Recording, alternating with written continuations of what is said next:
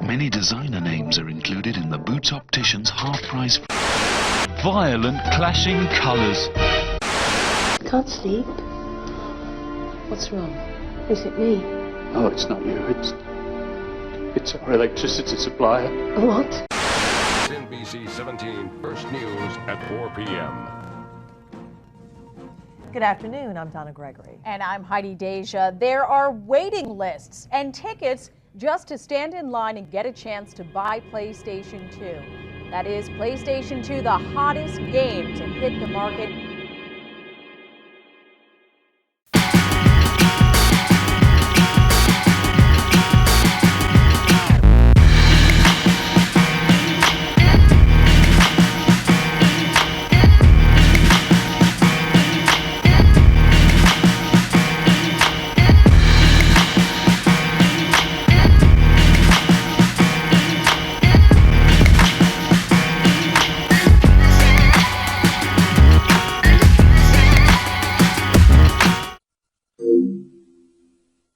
Here's a fact you wouldn't believe. The PlayStation 2 is 20 years old.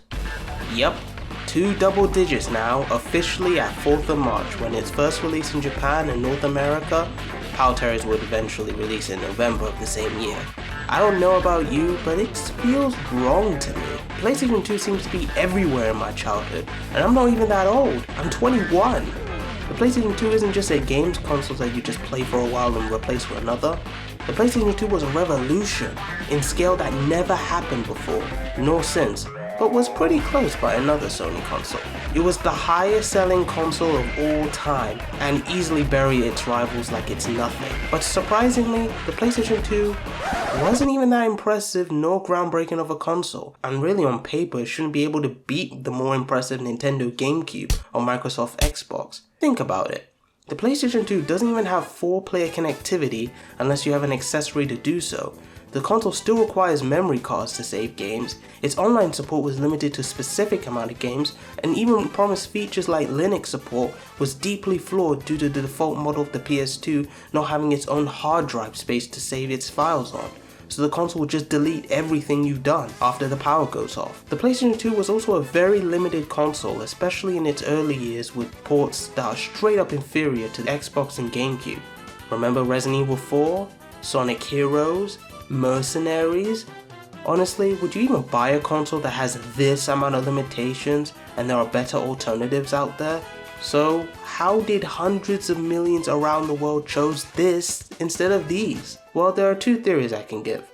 One, it came out a year before the GameCube and Xbox with insane hype given back a year previously. The PS2 attracted early buyers straight out of the gate, similar to the Xbox 360. But what truly changed the game was the introduction of DVD. Yes, DVD. The format that was birthed a few years earlier with its superior storage to allow bigger and better visuals and sound that quickly made them the best format for film fanatics and quickly replacing the VHS and Laserdisc collections. But the problem was, it was very expensive. But with the console this time being much cheaper at an affordable price, the PS2 was quickly brought in by non-gaming audiences to use as a DVD player. That was easily the cheapest player around by hundreds of dollars. Also, since the games supported the PS2 were burned into the DVD disc, developers can have bigger space to create games, especially for the genre of open world action games like Grand Theft Auto or RPGs like Final Fantasy. Even with Nintendo finally learning the mistake with their cartridge-based console in the previous generation and finally incorporating disc into their GameCube, they oddly chose mini DVD disc instead of just regular DVD disc, which can hold only up to 1.5 gigabytes worth of data, which is a fraction of the storage of the almost 5 gigabytes of the PS2 disc can hold. So it's quite understandable why GTA and mainline Final Fantasy games didn't support the purple lunchbox, but that's my theory. A game theory. Let's celebrate the anniversary of one of the greatest consoles of all time, but not just talking about the games, history, or even its impact. Why? Because I want to do something a little bit special. Let's focus on the most iconic games that you can imagine on the PS2. Let's say Shadow of the Colossus, God of War, Silent Hill 2, and let's throw in Sly Cooper for good measure. what is the one connection all these games have? Yep, those games were released years after the PS2 launch. The earliest game was Silent Hill 2, and that was released a year after the launch of the system. So I wonder, what are the games that were released the same day as the launch of the PS2? I mean, there's gotta be something that people have played with their PS2 with, and surprisingly in fact, there were 28 different games released alongside the PS2. For this video, I will cover the small collection of the launch titles that were available and see what makes the PS2 back in March 2000 great. Sadly, I can't really cover all of the games because it's literally 28 games. But also, many of said games were either just sports or simple ports of arcade games or other console games. So we can't really talk about games like Tekken Tag Tournament, Dead or Alive 2 Hardcore, or Ready to Boxing Round 2. We're only going to be talking about the small selection of PS2 exclusive launch titles. So without further ado, let's get right in.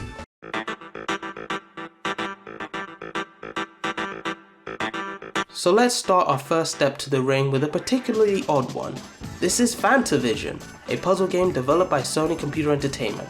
No, this is not a game based on a soft drink created by a certain German dictator as an alternative to Coca-Cola. That is actually real. This is a game based on fireworks, I think? Simply, you have to select each firework of a certain color in a certain order displayed on the bottom of the screen to gain points, and if you did well enough, you could win a letter of the word, and if you complete that word, you win! And that's it. Really, that's the whole extent of the gameplay of Fanta Vision, and there's only a total of 8 stages available to play before beating the game, and the only thing left to do is multiplayer with another person, which is more of a race to beat the stage with power-ups to gain advantage. There is no story to speak of except maybe that weird looking cutscene that has a 1950s family being happy and smiling at the camera and playing Fanta Vision in their Jetson looking TV. That's it? Really? There's no rhyme or reason to have this exist, but I guess maybe to show off the better picture quality on the FMVs on the PS2 compared to PS1 games? I think I'm really stretching it.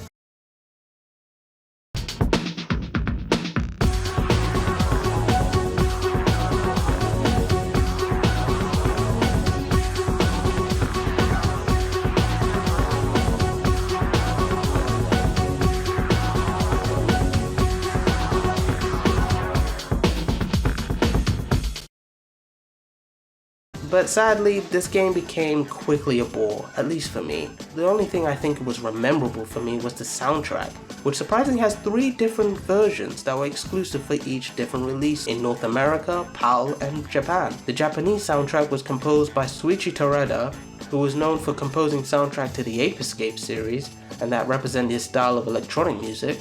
Jim Croft, who was responsible for the PAL soundtrack, which focused more on dance music and had experience composing and sound design on Elite Dangerous, Jurassic Park Evolution, and more recently Planet Zoo. And finally, Ashif Hakik, I hope I pronounced that right, provided a new age feel in his music in the North American version, which is the one I played and I thought it was great.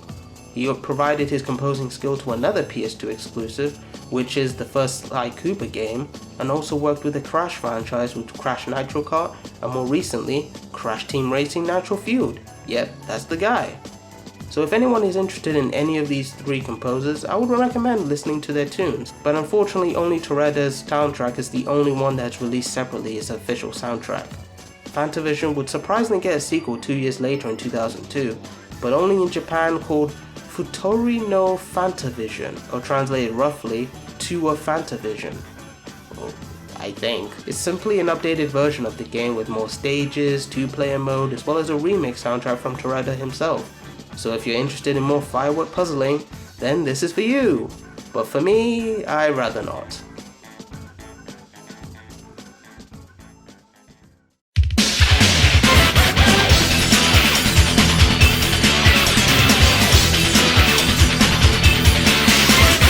Okay, let's make up for this disappointment with an excellent one, known as Gun Griffin Blaze. This is the first-person mech game developed by Game Arts, the studio behind the highly underrated Luna and Grandia's RPG series, and published by Working Design, who were responsible for bringing Luna and Grandia to the West, and localizing other games to a very high quality back then, before localization was taken seriously by other companies. Surprisingly, Gun Griffin Blaze was the third entry in the Gun Griffin series, while previously released only on the Sega Saturn, which I know only after writing the script. So simply, it's an awesome arcadey mech game that plays similar to FPS games like Hawking. You can customize a walking tank, though not to the degree like Armor Core, but when you load up a level, you immediately get into the hardcore destruction. Every single building is able to be blown into pieces by your guns and explosion. Already I would have been sold on it. Why not move around in fast speed in your metal box of death and jump higher than 20 Andre Giants too? It's been a while for me to play a game that allows you to make so much mindless fun, even at the tutorial level. But sadly, there's a few little annoying faults that kept the game from being a certified classic. Firstly, there's the controls, which is honestly surprisingly more modern than you think. The game requires you to move and shoot by simply using the dual analog sticks on the controller, which nowadays have been the standard of controls of all FPS games at this point, and we all taking it for granted these days. But back in the year 2000, Gun Griffin was the rare few so far that actually used the control scheme before Alien Resurrection on the PS1, with so many called it the first FPS console game that used dual analog control scheme. But there is one problem. Gun Griffin maps the movement control of the left analog stick, and the camera control mapped to the right analog stick, which nowadays for a 2020 audience seems completely backwards. This is the reason why the gameplay footage you're seeing now looks completely weird, seemingly because I'm struggling to adapt to new controls that seem too familiar and at the same time too alien for my brain to handle. But to be fair, it's really more of my fault than really the game itself, but it's a very important thing to discuss. Also, the game is rather short and lacking the story department as well. If you want a fun, mindless thrills in itself, Gun Griffin isn't a bad choice.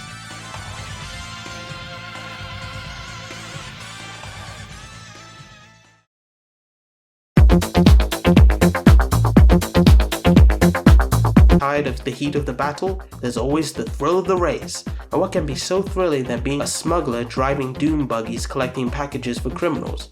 If you're into that, then boy, you gotta play Smugglers Run. The little-known game developed by a small Californian studio called Angel Studios, published by an even lesser-known company called Rockstar Games, who made such games about criminals called Grand Theft Auto. That sounds dumb.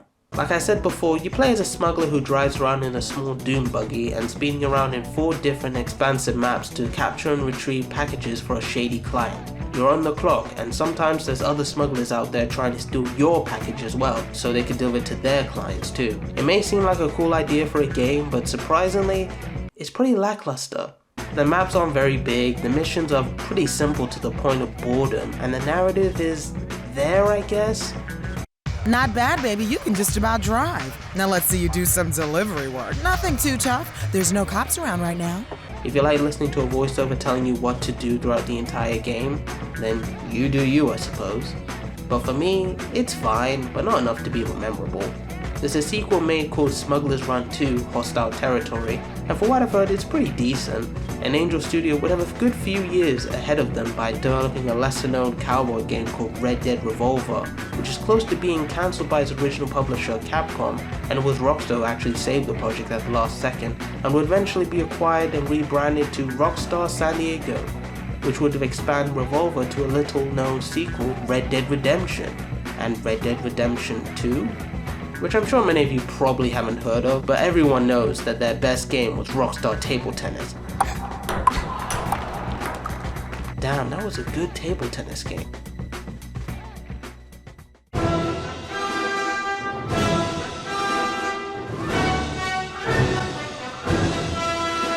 So far, we had a puzzle game, a racing game, an action game released on the launch of the PS2, but why not mix things up this time with a real-time strategy game with Kanon, a game created and published by Koei and Kushibusawa?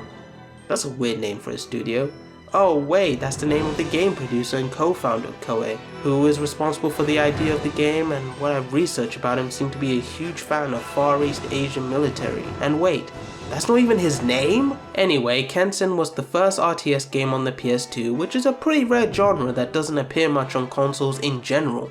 to the limitation of controls and processing power that made it a not so good port of popular RTS games that basically became financial bombs, even with the big ones like StarCraft, the poster boy of the genre. But that doesn't deter Shibusawa and his team.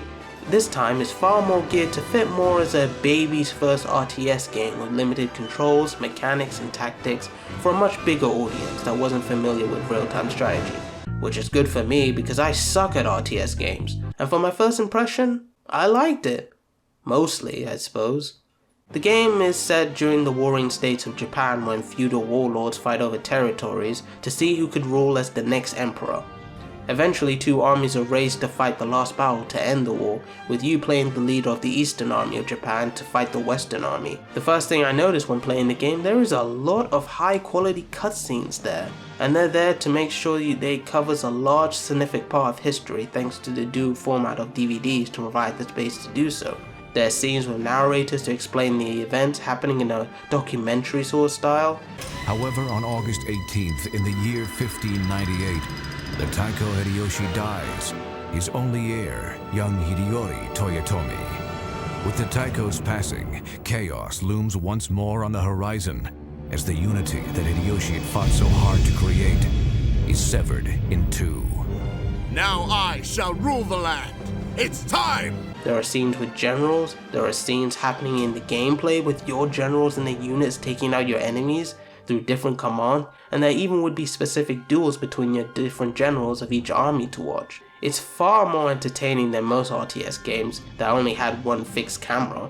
It's much more cinematic style that even Shibusawa has acknowledged in the first screen when booting the game. Though sadly, those unique game cutscenes were fun to watch at first, it starts to become really repetitive. But besides that, it's just another typical RTS game, with your typical mechanics of managing units, placements, issuing commands, and blah blah blah. For someone like me who gets millions of virtual soldiers killed by rash decisions, I thought Kenshin was pretty neat. The game would eventually be successful enough to gain 2 other sequels, and Koei would slowly become huge thanks to the merger with Tecmo to become Koei Tecmo, to create great franchises like Boob Simulator, Blonde Demon Rage, and a video game that cloned itself 10 billion times. Now that's true success. Now that sounds like a small random pick of PS2 games that are released in 2000 to talk about. Yes, they are, but let's remember that these games are significant to the rise of the PS2, just as much as how high profile games like Grand Theft Auto 3 is. Every game took the power of the PS2 to provide 4 different experiences that could not be replicated with the power of the PS1. The destruction of Griffin Blaze, the scale of Smugglers Run, the cutscene of Kenshin, and even Fanta Vision, which was originally a tech demo of the PS2 to show off the particle effects, would later be transformed into a successful puzzle game that would later be re-released on the PS4 decades later. These are small amount of games that would help launch the PS2 and convince a new generation of player to enjoy the interactive medium. They may not be the best, but they are the ones that showed the PS2 what it could do. And look how people used it. The industry owes a lot to this plastic little box, and the things we enjoy now just started its infancy on this system. And without it, God knows how things would change. It's sort of like whenever you played a PlayStation 2 game, it's like as if you're in another different space. Maybe like... Come to the 3rd place.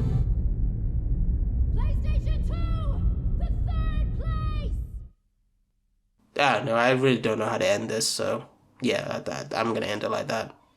Bye!